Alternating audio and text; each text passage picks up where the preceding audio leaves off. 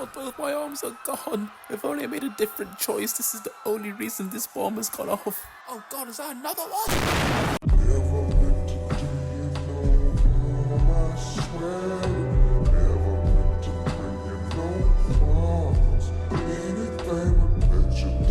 Since the start of the year, I found a new favorite YouTuber by the name of Jetro. Nutty Dog, you've already did your dirty work with Joel. Leave my people alone, okay?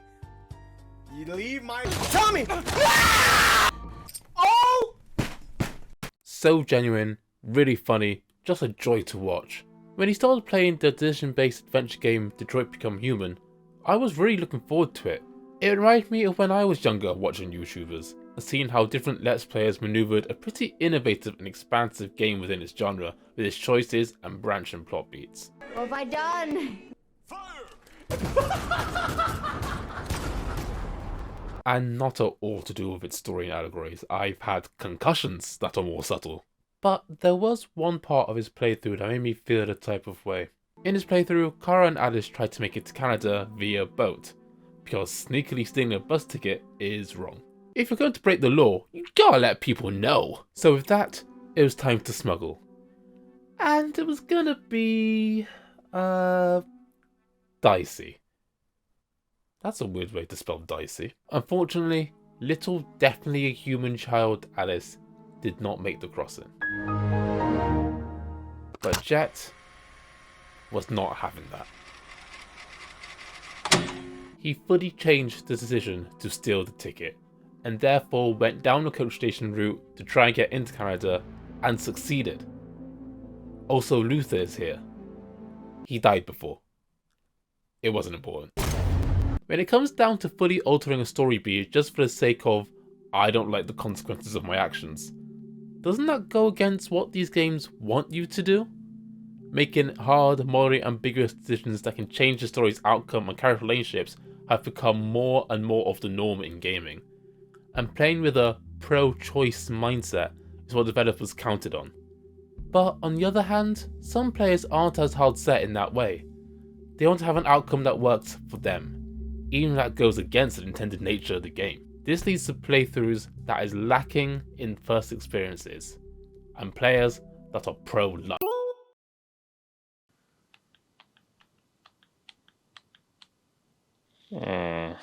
This leads to a playthrough full of trial and error in their decisions, and for players to re-choice when they get their preferred outcome.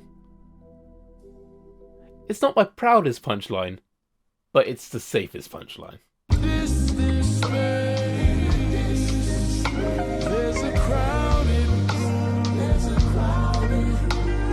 Now, my first experience with these decision adventure games, which is what I'm going to be calling them from here on out, was Telltale's The Walking Dead from 2012.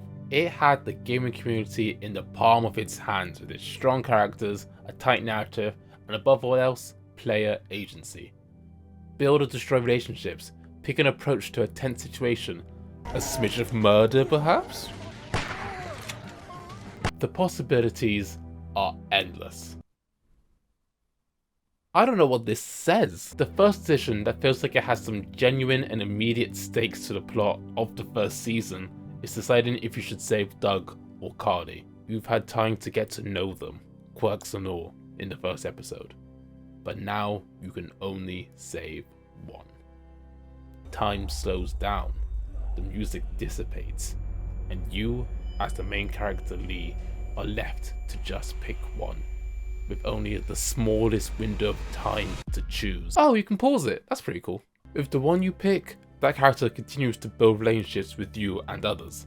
They have different approaches to situations. They will invite different situations to occur. And this is what the game is on the fundamental level. The only game over is when you don't make a choice at all. There's no wrong decision to make. There are only the consequences of your actions that will carry over in ways you don't know. Therefore, going back and deciding to change a decision ruins the whole point of this. I'm either gonna dig a ditch for dead Doug, or cry about the cruel catastrophe to Carly. That's gaming, baby. I don't make the rules. Okay, someone needs to stop putting this stuff on the screen, it's really annoying me. I feel the decision adventure game Until Dawn is another example of how going back and changing a choice or action demolishes the support theme of the game's mechanics that impairs on the structural integrity of the building called narrative immersion.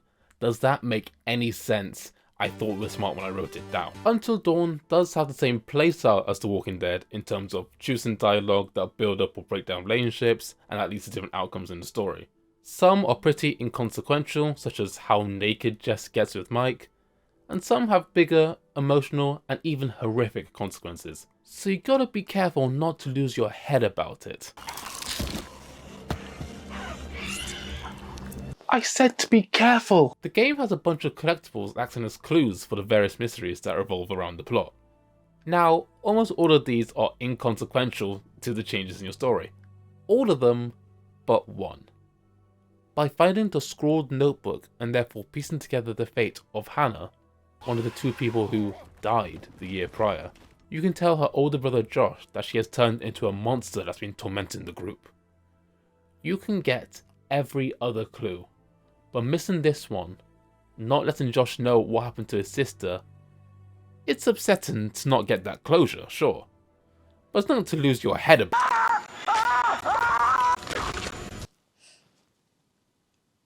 I shouldn't need to say it twice, really? Finding this one clue ensures Josh's survival. Now, this isn't necessarily a decision you make, as you don't know what you've done to lead to this, but I think that exemplifies my point here.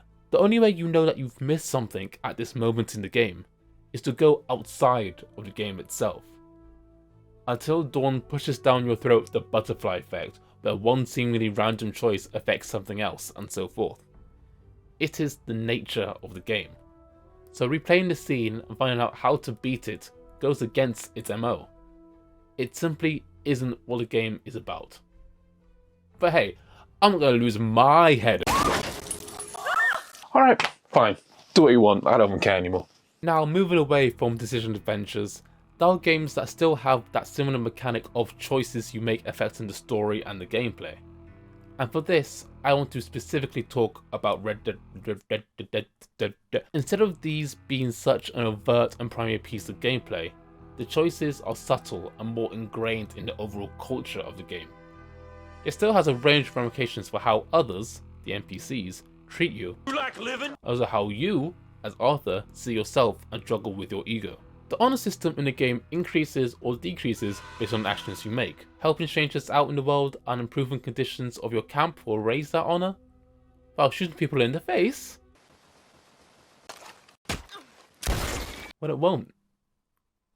Just shot someone in the face, my guy, come on man.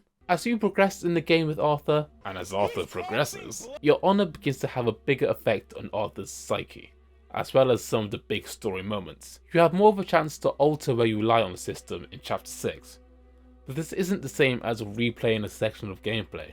This is all still part of the game, and because it's more interwoven into the culture of it, where would you draw the line in replaying a decision?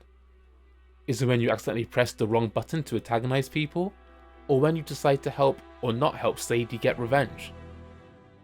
As much as I'm not a big fan of this game, Red Dead Redemption 2's world and narrative are spectacular in how it works in tandem.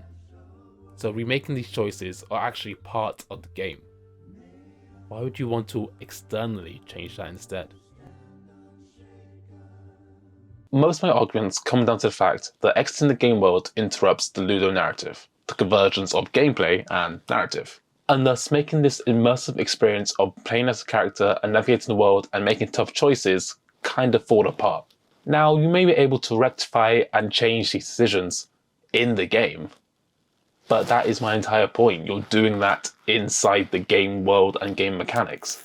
Being able to pull back behind the curtain and leave the game kind of allows this. Wait, you don't like Red Dead Redemption 2?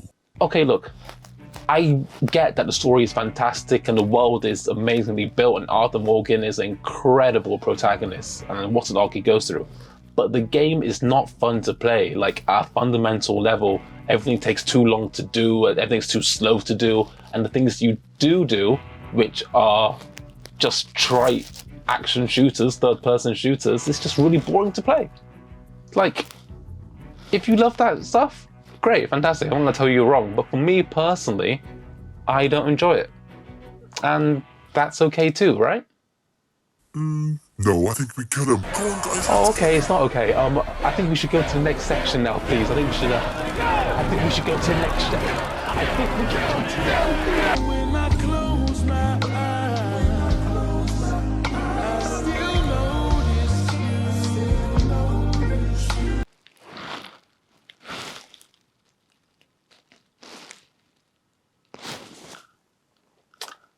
And as I was saying, Going back to Jet's playthrough of Detroit Become Human, through all the variables he faced after he decided not to steal the ticket, it was that moment that he thought was the most important split in his flowchart. It was the moment he went back to get the ending that he wanted, the ending that he felt he deserved. Now, in his playthrough, there were times where he would redo a conversational prompt simply because he didn't know what it meant. Not people, no, that's defective. No, regrets, no doubt. No doubt? I know where I'm. No way! Which I think is completely fair. Redoing choices like that is at the game's fault of not properly explaining what the choice you're making is. I hope glass him means like giving him. You need to make sure the action itself is explicit and unambiguous, not necessarily the outcome. If that is not the case, then why not change the action?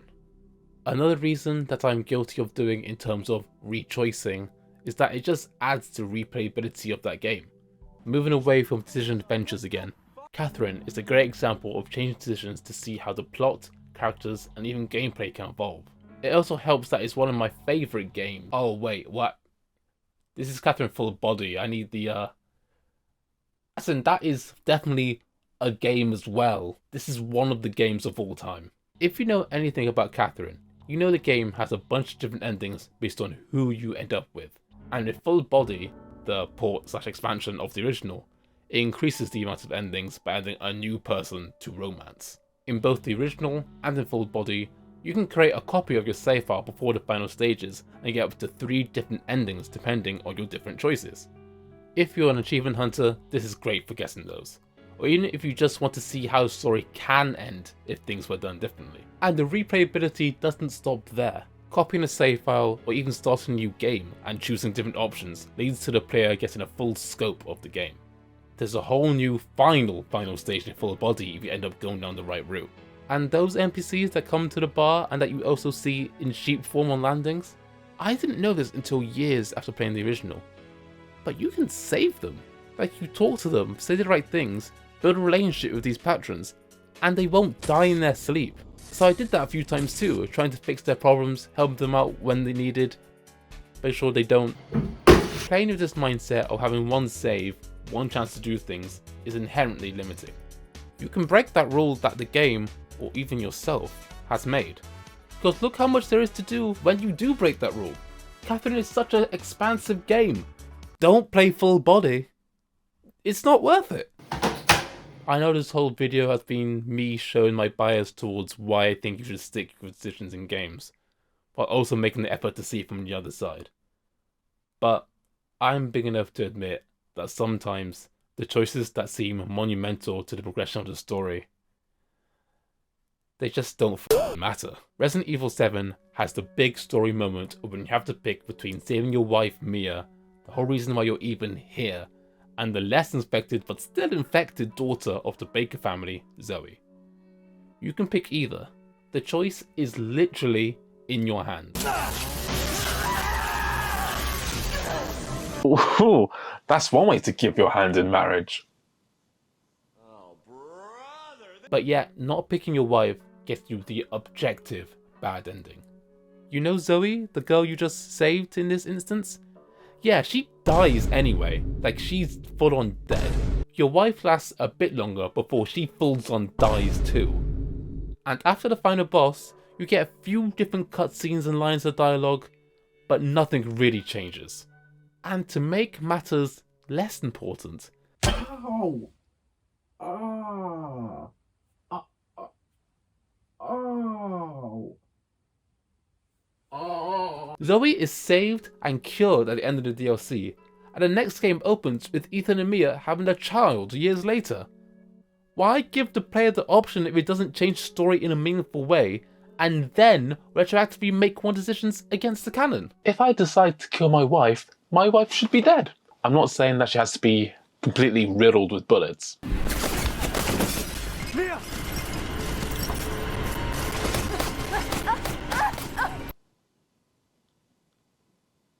Why is no one in this video listening to me? Ghost of Tsushima is also a victim of having a range of choices that don't matter. Sometimes during missions, Jin can reply to his comrade in different ways. Bring hope to our people, fear to the Mongols. That's it. You could argue that it gives your version of Jin a bit more personality and a deeper insight into his morals. But I would counter back with, why are you talking to a YouTube video, my guy? I can't hear you. The final button press of the game is deciding to kill Shimura and follow Samurai Code one last time, or to spare him and follow your new life as the Ghost. I think this is a great note to end it on, as this introspective battle of doing what is lawfully right, or morally right, was Jin's whole arc, and you the player have the final say on it. But in regards to the ramifications, the story doesn't change, because the story is over. You get some different post-game dialogue from NPCs about Shimura's fate, but nothing that changes gameplay or how the world sees you. With no sequel at the time of writing, and therefore no plot that follows this decision, this is just another superfluous choice.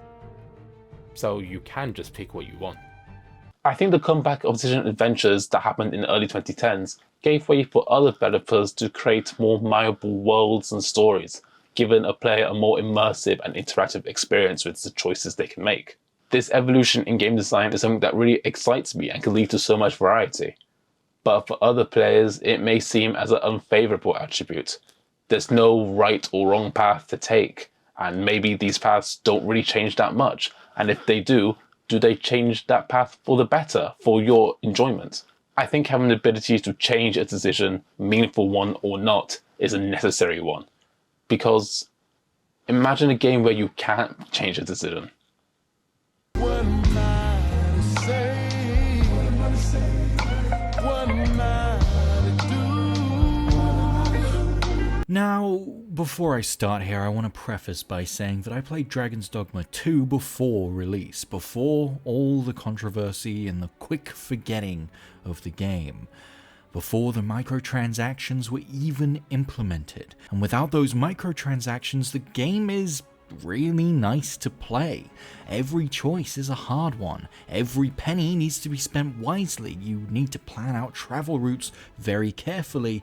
But the thing that made it even more engaging was the save system. You got one save, and autosaves were part of that one save.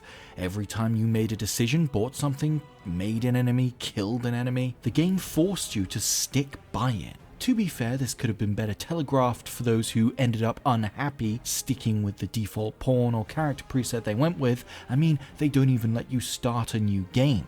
Seriously, that wasn't an option before launch. Even fast travel was a tough choice because the game really didn't want to hand out those fairy stones. And every time you used one of those 2 fairy stones, you'd accrued over 10 hours of gameplay. You couldn't reload, you couldn't try again, you had to stick with it. Now, yes, I maintain that this is an intentional choice on the part of the developers, but is it a good one? Well, sometimes, even maybe most of the time.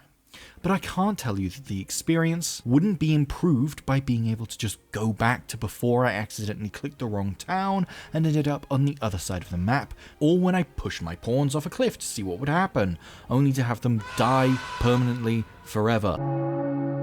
That's exactly the thing a quick save would solve. Now sure, it's a balancing act. How do you make those choices matter while still gamifying and letting players experiment? Well, lucky for me, I don't have to give a definitive answer, because this isn't the end of the video. No matter where you land on the pro-choice or the re-choice spectrum, I think completely removing the ability to change a decision is a terrible idea. If I wanted to be uncompromising in my decisions and live without regret, oh wait, that's called the human condition, and I'm already playing that game. Video games, like most media, is a form of escapism from this mortal realm where you can dive into a world that's much more fantastic. You can fight people's manifestations of their psyche inside their own head. Record videos of this eldritch-like horror that happens in the ground below us. You can even unpack boxes. And compared to other ways of media consumption, such as film or music or even artwork, video games are inherently interactive. So should you stay rigid in the decisions you've made in the game? Or should you be allowed or even encouraged to change them? Or maybe just the fact that we can change decisions to see the absolute wonders and joys a video game can give us is enough in our experience.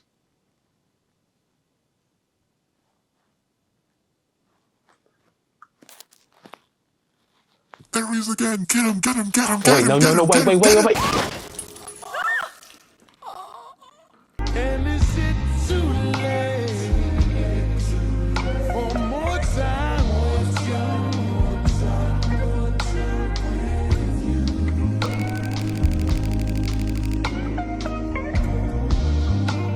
So today, after I finished editing my video, it's all done. I'm just need to do thumbnails and like TikToks and stuff.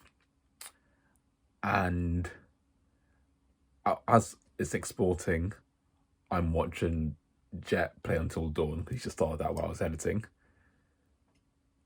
He replayed the entire game just to make a different choice to save Matt.